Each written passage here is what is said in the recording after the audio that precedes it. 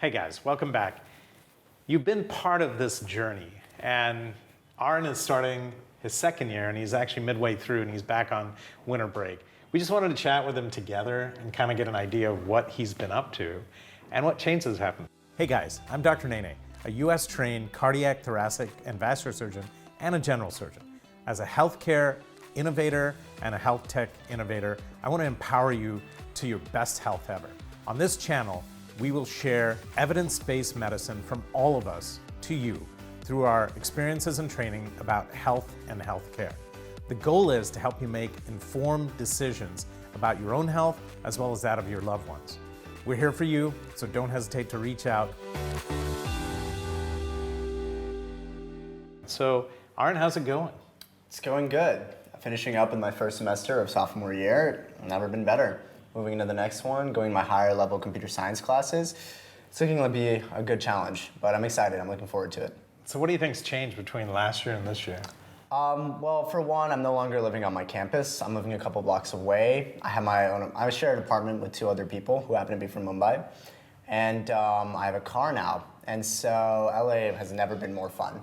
Getting to see the whole city. And then my classes as well have become more intensive. They've become a little smaller in terms of size. And now we're really starting to see our major level courses. So it seemed like in the first year, you had such a rigorous high school that you were well prepared. Do you think in second year, it's a little more interesting because all of a sudden they're moving into uncharted territory? Oh, for sure. I think one big thing of charting my way through sophomore year has been establishing a routine for myself and, going to as many office hours as possible, getting in contact with my teachers as much as possible, and more importantly, talking to other students who've gone through the same things in order to get a better idea of what I need to know and how I should approach my classes to do as best as I can. I think one big challenge for me has been maintaining that routine. I think I could get away with not being as strict with myself in my first year because I'd already done some of the content through IB. Moving into the next semester for sophomore year, I'm looking forward to putting myself on a better routine and making sure that I don't slip up or allow myself as much leeway as I do. And Mom's going to ask about all this stuff. You had to learn how to wash your clothes. First year you had a dorm cafeteria and all that. What are your thoughts, MD? How are you managing now? Because when you are living on campus, it's a different feeling, right?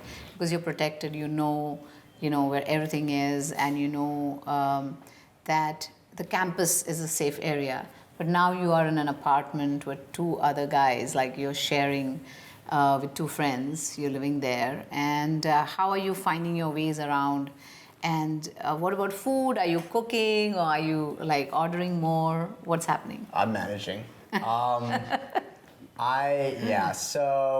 one, being off campus, the area we're in is not so great, but we're not that far away, and the school has plenty of systems in place to ensure that we're never, out on our own or something. We have free lifts from 6 p.m. to 2 a.m., and so we can call basically a free Uber, an Uber covered by the school, that is, to get back to our apartment or get to the campus if we need to. During final season, they extended it as well, which is nice.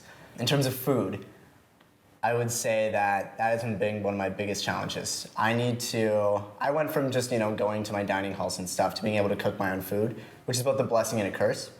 I find myself not having enough time to cook for myself, and so then I'll need to order in. Ordering is not the best move, by the way. I think the delivery fees are just a bit ridiculous, but cooking for myself has been great. It gives me an opportunity to experiment and come up with recipes that I really enjoy and that I can reliably make. And I can make groceries last me a week or two at times. Overall, it's been working out. Pretty well. And so going from where we live now, I grew up there obviously, and we started driving very early. But here, for the most part, you don't drive, right? No. You either take mass transit or you take one of your cars or whatever. And going there driving, how much freedom does that give you? Endless. I've driven hundreds of miles in a day just because I want to. I think having that opportunity is amazing because it gives me the freedom to explore LA and Southern California in my own way and on my own time and with my friends. I think LA is huge, it's sprawling, it's a massive city, and you need your own form of transportation to get around the most effectively. for as much as you can use public transportation there, it just does not give you the same freedom as having your own vehicle. And I think driving there is not too bad. LA drivers can be a bit reckless at times, but as long as you watch yourself and practice defensive driving, you'll be fine. And how safe is it now? You're off campus, you have your own car, you have to go shopping, you have to do anything. What are the things you think about and what are the rules you live by? Is there any curfew? I know we put it on you before, but now are you doing it yourself? Oh, yeah. Honestly, I have basement parking in my apartment building, so in terms of going back or leaving the apartment building, it's like there's no really a curfew in terms of that.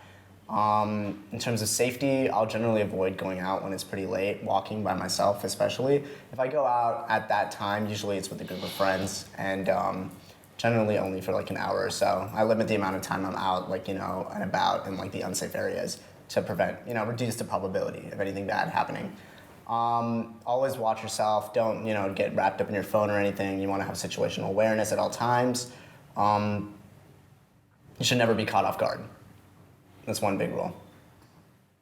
Tell me something about how it's going in terms of schooling, because the journey goes on, and we'll talk about this in another episode, but trying to figure out what you want to do with your life. How's that turning out? Being at USC has been amazing for all the opportunities it's granted me. I've had the chance to explore both the arts and STEM in terms of computer science and business, my major.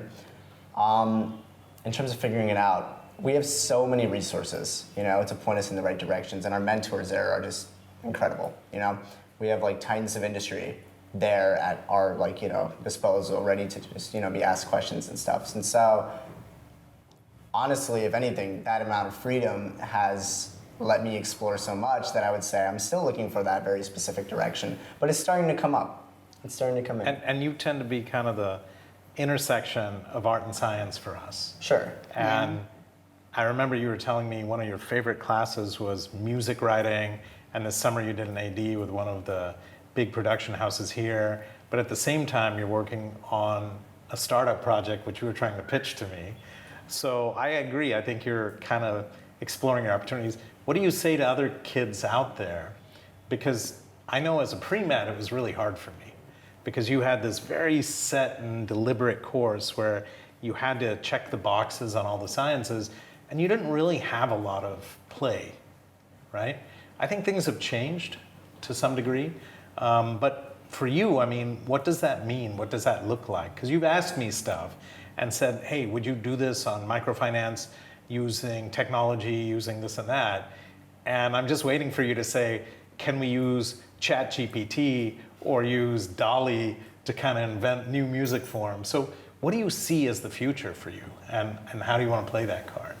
And what are the guys around you doing? That's a big question. I would say, follow your dreams. But I think you need to go out and do as much as possible. Don't let yourself get stuck in a comfort zone of any kind. You need to be going out and be uncomfortable. Most importantly, put yourself out there. For me, one thing I struggled with was, having the confidence to be subject to scrutiny from other people. Maybe putting a project out there or applying for an internship or something. It's you just have to go and do, and the results will come. And do what you love, most importantly. Follow what you want. If you have a certain interest or a passion or a side hobby, make that something bigger. You can do something with that. But make sure that it also comes intrinsically. Find the stuff that you really do enjoy, not stuff you force yourself upon in hopes of something better. Cool. Cool, sounds Other good. stuff for you? What are Just your I'm so thoughts? What are happy you that getting he's to do? here for So as soon as he got home, vacation. I know. yeah, mom's like the artist, I'm the scientist, and so as soon as he gets home, he's got music lessons, this, that, the other, and then from my side, we're teaching about this, that, and the other, and so it's been quite an interesting show. So stay tuned for the next episode of this kind of journey, and we'll look forward to seeing you guys. Thanks for joining us. Hit the like button if you liked what we said. Subscribe to the channel to see more upfront stuff, and as usual, share it with all your friends, and leave some comments below on what else you want to see. Talk to you soon. Anything? Hit the like and subscribe. Ciao.